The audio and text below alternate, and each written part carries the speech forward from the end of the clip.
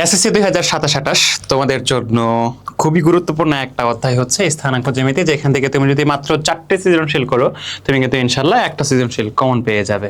আমি আবারও বলছি কথাটা যে 4টে সৃজনশীল করলেই কিন্তু তুমি তোমার বোর্ড পরীক্ষাতে, এটা 27-এর জন্য কথাটা প্রযোজ্য, স্পেশালি 27-এর জন্য প্রযোজ্য এবং 28-এর জন্য প্রযোজ্য। তোমরা সবাই দেখেছো যে আমি হায়ার ম্যাথের 26-এর জন্য যতগুলো সাজেশন দিয়েছিলাম আলহামদুলিল্লাহ প্রায় প্রত্যেক বোর্ডেই কমন পড়েছে, যেভাবে বলেছিলাম ঠিক সেভাবেই। ব্যাপারটা হচ্ছে যে 4টে সৃজনশীল করলে তোমার এত ইম্পর্টেন্ট একটা চ্যাপ্টার পুরোটাই কিন্তু কভার হচ্ছে, ঠিক আছে? সো প্রত্যেককেই বলবো যে এই ব্যাপারগুলো আসলে কিভাবে তোমরা অ্যাকসেপ্ট করবা যে 4টা সৃজনশীল করবো 4টা হুবহু কমন পড়ে যাবে, ব্যাপারটা কিন্তু এরকম না। ক্লাস 12-এর প্রত্যেকটা টিচার বারবার বলে থাকে যে আমরা টাইপ ভিত্তিকভাবে সাজাই প্রত্যেকটা জিনিসকে। আমি একটা টাইপের 100 জিনিসকে সলভ করার চেয়ে একটা টাইপকে বুঝে একটা সলভ করতে পারলে কিন্তু আমার 100টা সমাধানের সমান হয়ে যাচ্ছে, তাই না? ধরো যে তুমি একটা টাইপের 100টা সমাধান করলা, বাট পরীক্ষার হলে 101তম নাম্বারটা চলে আসলো। হ্যাঁ, তুমি বুঝলা না যে এই টাইপটা কিভাবে সমাধান করতে হয়, না বুঝে তুমি একই টাইপের 100টা সমাধান করলা, পরীক্ষার হলে 101তমটা চলে আসলো, তুমি অ্যান্সার করতে পারলা না, তোমার কোশ্চেন কমন পড়ে নাই। তুমি কি এটা করবা, নাকি তুমি দুইটা টাইপকে একটু কষ্ট করে একটু সময় নিয়ে ভালো করে বুঝে দুইটা টাইপের মাধ্যমে 40টা কিভাবে একই টাইপের, মানে ধরো যে দুইটা টাইপ তুমি সমাধান করলা, ওই দুইটা টাইপের আরো 40টা কিভাবে তুমি সমাধান করতে পারবা, সেই ক্যাপাবিলিটি অর্জন করবা, তুমি সেটা চাও? আমরা কিন্তু একটা স্টুডেন্টকে এইভাবে গড়ে থাকি যে আমরা কখনোই বলি না যে আমি 4টা সৃজনশীল দিলাম, 4টা সৃজনশীল হুবহু কমন চলে আসছে না। 4টা সৃজনশীলের যে টাইপগুলো আমি সাজিয়েছি বা যে অঙ্কগুলো আমি দেখিয়েছি, এগুলোকে তুমি যদি ভালো করে বুঝো তাহলে এগুলোর মতো করে যে অঙ্কগুলো আছে সেগুলো কিন্তু তোমার পরীক্ষাতে আসলে তুমি ইজিলি অ্যান্সার করতে পারবে। আর এই জন্যই কিন্তু আমরা বলি যে 4টে সৃজনশীল করলেই তোমার একটা নিশ্চিত কমন আসবে। স্থানাঙ্ক জ্যামিতির জন্য কথাটা প্রযোজ্য। উচ্চতর গণিতের 11তম অধ্যায় স্থানাঙ্ক জ্যামিতি। তাহলে চলো আমরা একটু দেখি আসলে এই যে 4টা সৃজনশীল এগুলো আসলে কি। দেখো স্থানাঙ্ক জ্যামিতি প্রথম সৃজনশীল।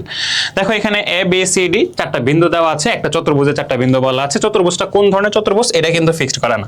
এই চতুর্ভুজটা কোন ধরনের চতুর্ভুজ এটা কিন্তু ফিক্সড করা না।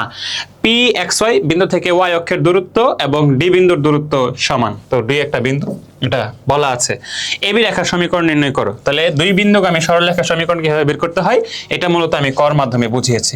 তুমি কিন্তু এবি রেখার সমীকরণ বের করা মানে হচ্ছে এবি বিন্দুগামী রেখার সমীকরণ, অর্থাৎ দুই বিন্দুগামী রেখার সমীকরণ বের করা, তাই না? এখন বিন্দুগুলো যদি চেঞ্জ করে আসে আর তুমি যদি বলো যে আমি তো পারি না ভাইয়া, সেক্ষেত্রে কিন্তু ব্যাপারটা আসলে কেমন দেখায় তুমিই বলো।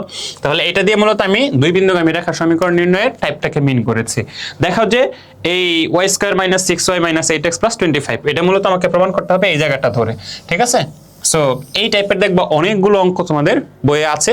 আমি একটা অঙ্ক দিয়ে সবগুলো অঙ্ককে রিপ্রেজেন্ট করেছি, এটাকে আমি ঘর মধ্যে ইনক্লুড করেছি। এবিসিডি একটি আয়ত কিনা যাচাই করো। দেখো শুধু যে এখানে চতুর্ভুজ বলেছিল, এটা কোন ধরনের চতুর্ভুজ? চতুর্ভুজ অনেক রকম হতে পারে, বর্গ হতে পারে, রম্বস হতে পারে, আয়ত হতে পারে, সামান্তরিক হতে পারে, ট্রাপিজিয়াম হতে পারে। এখন কোন ধরনের সেটা কিন্তু তোমাকে চেক করতে হবে কিভাবে, বাহুর মাধ্যমে। এবং আয়ত এবং সামান্তরিকের বিপরীত বাহু দুই কিন্তু সমান, তাহলে আয়ত এবং সামান্তরিক ডিফারেন্সিয়েট করবা কিভাবে, কর্ণের মাধ্যমে, কর্ণ দুইটার দৈর্ঘ্য বের করে, তাই না? তাহলে এগুলো কি করতে হবে, এগুলো দুই বিন্দুর মধ্যবর্তী দূরত্ব নির্ণয়ের সূত্র দিয়ে বাহুর দৈর্ঘ্য নির্ণয়ের মাধ্যমে এবং কর্ণের দৈর্ঘ্য নির্ণয়ের মাধ্যমে তুমি চতুর্ভুজটা কোন প্রকৃতির সেটা নির্ণয় করা। তাহলে তুমি যদি একটা ভালো করে বুঝো, এখন সেটা আয়ত হইতে পারে, ত্রিভুজের ক্ষেত্রে সমকোণী, সূক্ষ্মকোণী, স্থূলকোণী, সমবাহু, সমদ্বিবাহু, বিষমবাহু, সবকিছু কিন্তু তুমি চেক করতে পারবা যদি একটা অঙ্ক তুমি ঠিকঠাক মতো বুঝো, বেসিকটা বুঝো।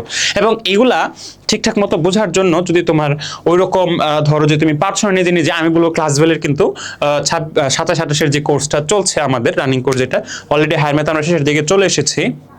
একটা অধ্যায় করলে হায়ার ম্যাথ শেষ হয়ে যাবে। এখন বলতে পারো যে ভাইয়া এই মুহূর্তে ভর্তি হয়ে তাহলে লাভটা কি?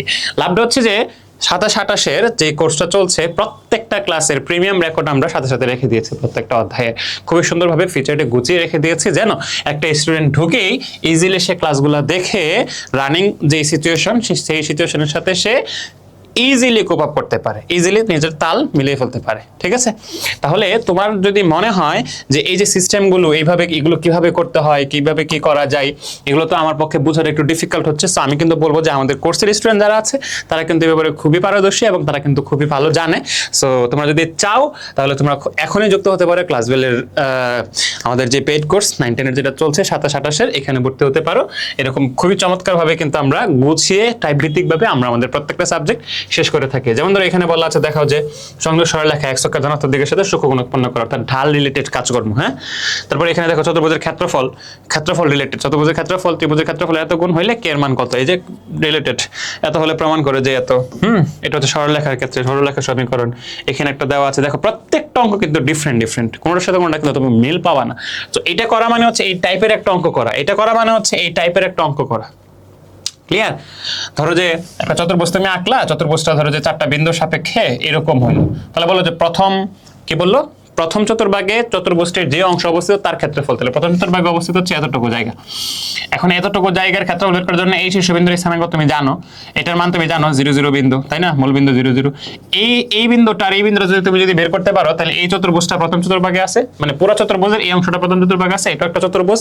তো তুমি যদি এই দুটো বিন্দু বের করতে পারো, তাহলে কিন্তু 4 বিন্দুর সাহায্যে তুমি ক্ষেত্রফল নির্ণয়ের সূত্র দিয়ে মেথড 2 অবলম্বন করে ইজিলি ক্ষেত্রফল বের করতে পারবা। সো প্রত্যেকটা একটা ডিফারেন্ট টাইপকে আসলে কি করছে, রিপ্রেজেন্ট করছে।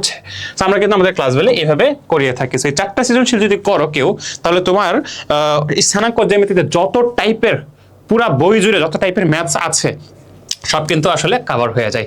এই জন্য আমি বলছি 4টা সৃজনশীল করলে তোমার একটা সৃজনশীল ইনশাআল্লাহ নিশ্চিত কমন পড়বে। আর এই কমন ফেলানোর জন্য তোমার কিন্তু ক্লাসগুলোর সাথে যুক্ত হওয়ার কোনো বিকল্প নেই। সবার জন্য শুভকামনা।